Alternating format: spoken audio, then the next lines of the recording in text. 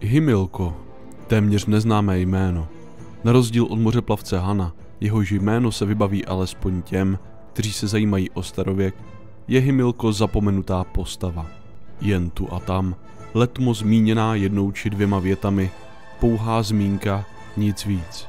Přitom Himilko, který byl nejspíše Hanonův současník, mohl být objevitelem ve své době neméně slavným, který podnikl plavbu stejně dobrodružnou a nebezpečnou jako jeho slavnější soukmenovec. Jediný zásadní rozdíl je v tom, že Himilkova slova nebyla zachována a jeho cesta se ztratila v hlubinách dějin, tak jako mnohé jiné úžasné výpravy.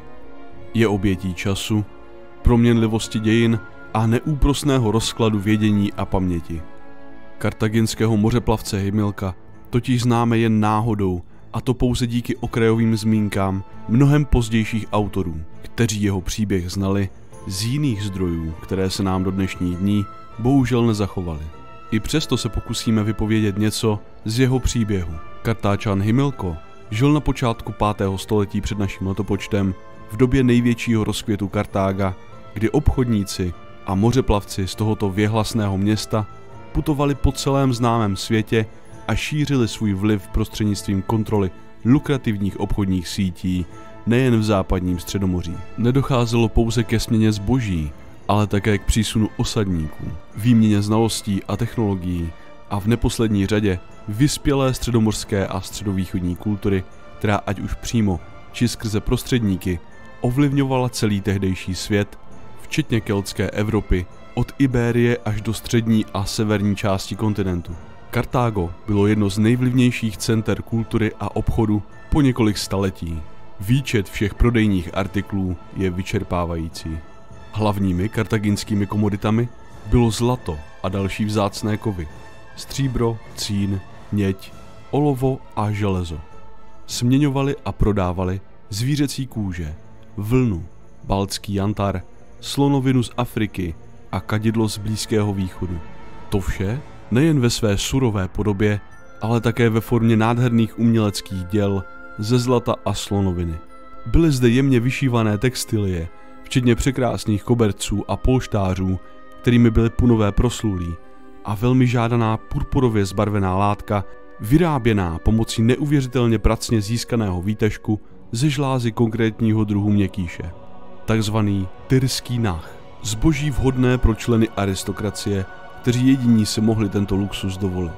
Punové ve svých stáncích a krámcích rozesetých po Středomoří prodávali také zbraně, kuchyňské náčiní, nůžky, různé nářadí, například bronzové strigily na očistu těla po cvičení, amulety, šperky, ozdobné krásně barevné sklo, dřevěný nábytek, keramické figurky, zdobená pštrosí vejce, kaditelnice a ozdobné masky.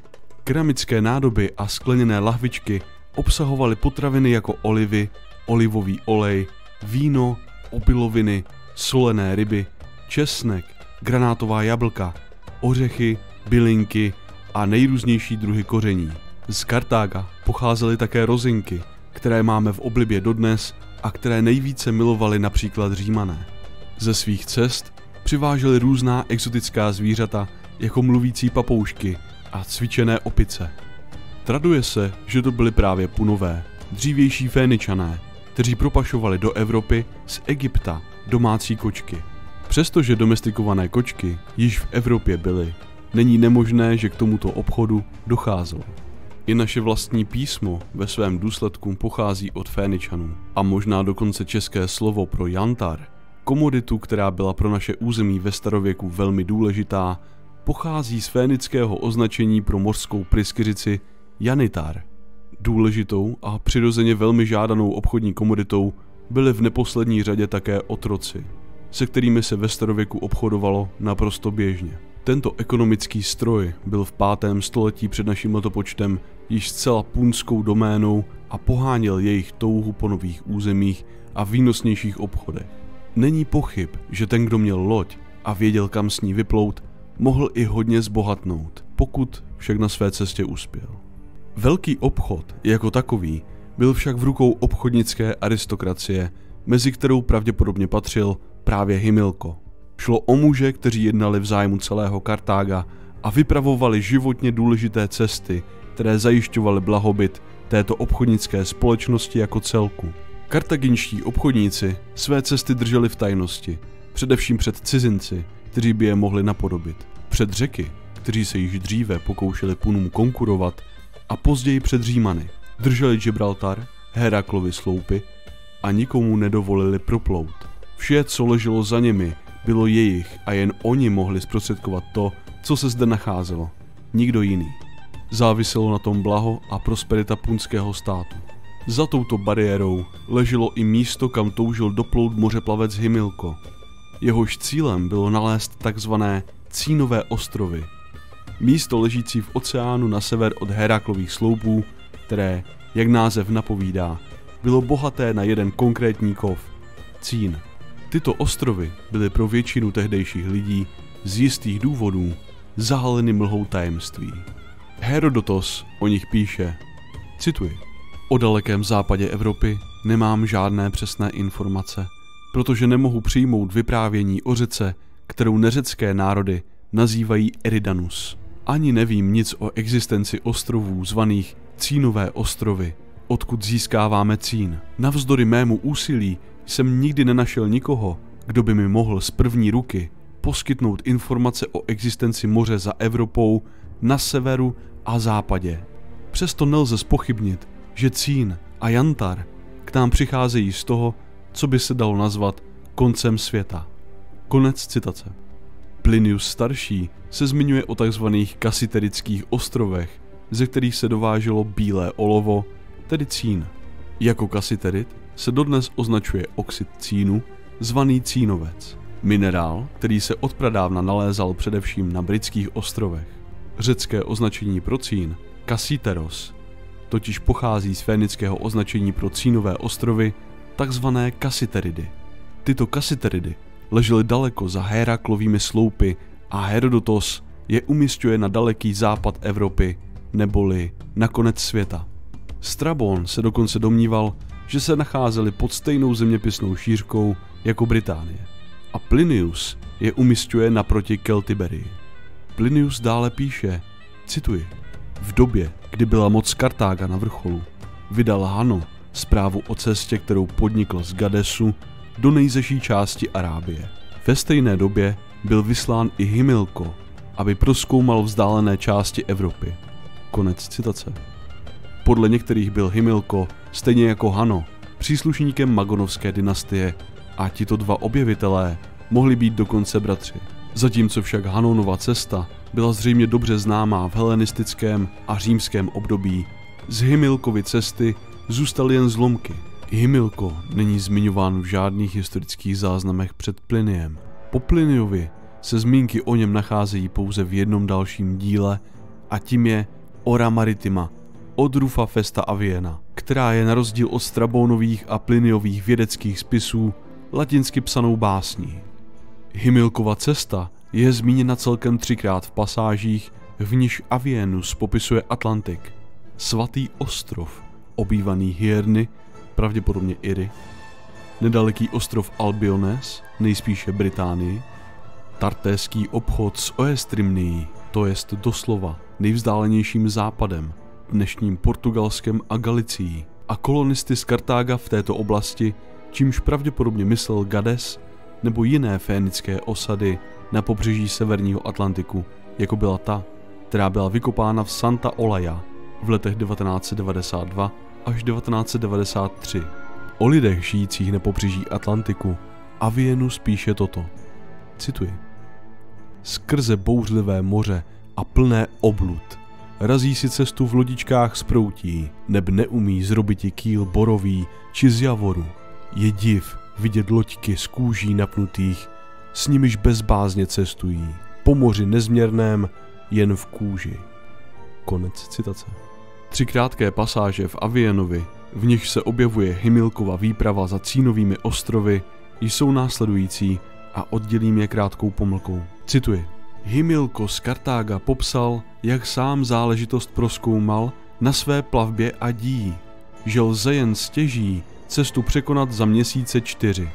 Žádný vánek nepohání plavidlo, pomalá tekutina líného moře je jak strnulá. Dodává také, jak ve vodě plavou chaluch spousty a často celé houštiny drží přídě zpátky.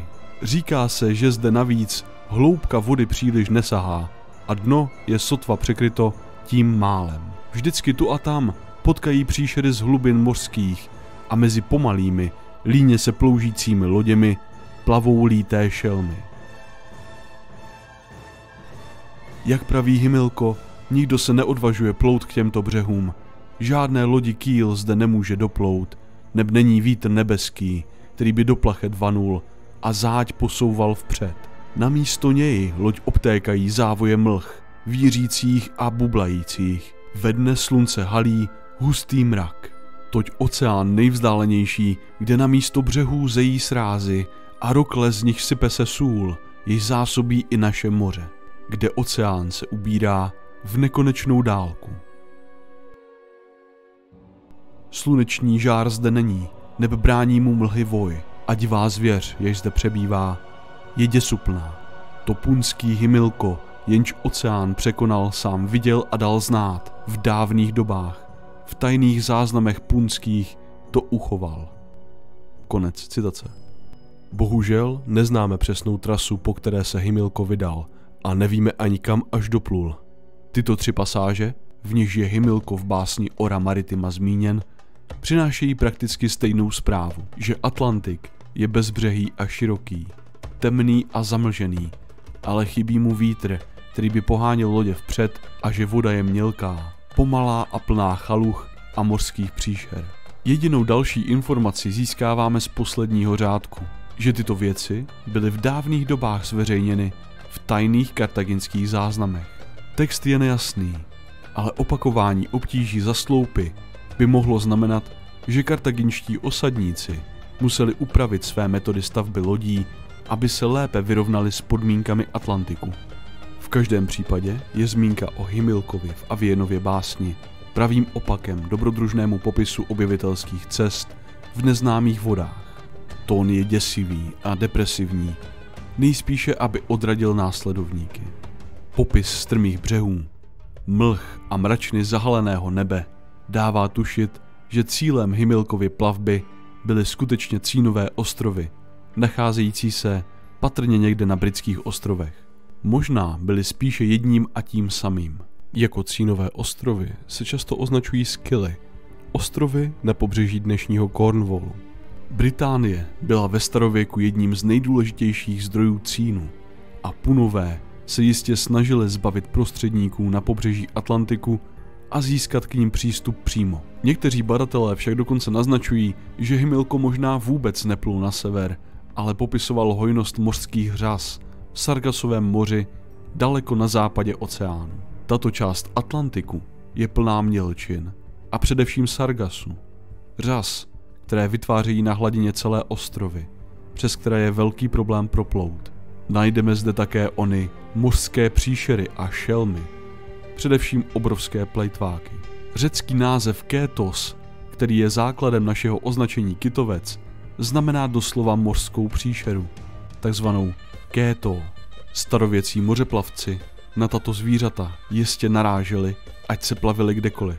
Setkání s nimi na otevřeném moři, především když zvážíme, jak jejich neobvyklý vzhled, tak obrovskou velikost, mohl být mírně řečeno stresující. Pokud však Hano i Himilko skutečně patřili ke stejné rodině a Hano byl vyslán na jih podél afrického pobřeží, nedávalo by možná smysl, aby Himilko prozkoumával odlehlé části Evropy tím, že vypluje na západ na otevřené moře.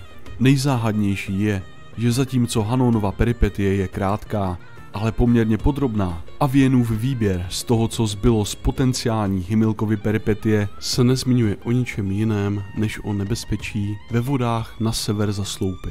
Mohlo to být proto, že Kartáginci neměli zájem vyprávět o ničem hodnotném na severu, kde se nacházel zejména Cín. Kartáčané totiž své obchodní tajemství žárlivě střežili, nejen prostřednictvím zmatení a utajení, ale dokonce s nasazením vlastního života. Strabon vypráví o příhodě, jež se zřejmě stala o několik století později, o fénické lodi, která mířila na sever. Cituji. V dřívějších dobách provozovali tento obchod pouze Féničané.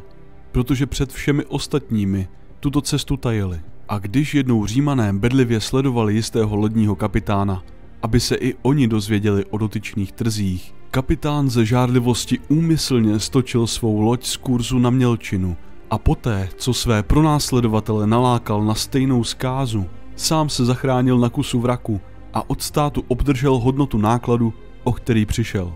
Konec citace. Podle tohoto příběhu punští námořníci neváhali obětovat vše, jen aby zabránili ostatním vyslídit jejich tajné cesty. Takový čin byl považován za největší hrdinství a byl po zásluze odměněn, aby příkladně jednající námořník nepřišel zkrátka.